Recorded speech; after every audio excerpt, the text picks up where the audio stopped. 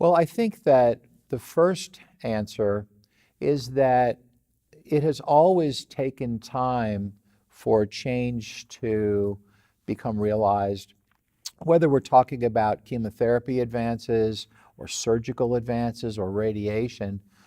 In a country of 300 million people with a very diverse medical community, it often takes time. So part of my answer is we should be upset about this, but we should be a little bit patient.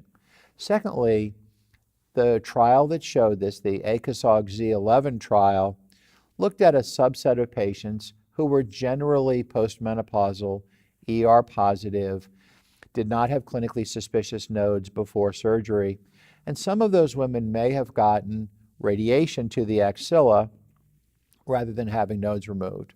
All that's well established. So the question is how do we take the Z11 trial and apply it to the patient that's in front of us? Now, the fundamental thing that Z11 taught us that's so important is that there's no benefit from removing healthy, normal lymph nodes. But the challenge is how do we identify the patient in whom we're not going to leave cancer in a node? So I think it's disappointing that there's not higher uptake of minimizing axillary surgery, but I think we're on the right course. We've seen a sharp decline in the U.S. in lymphedema rates.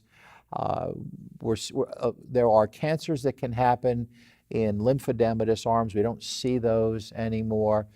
So I look at this glass as half full, not half empty. I'm happy that we're removing fewer normal lymph nodes. It's certainly our practice at Maimonides to absolutely minimize the removal of these nodes.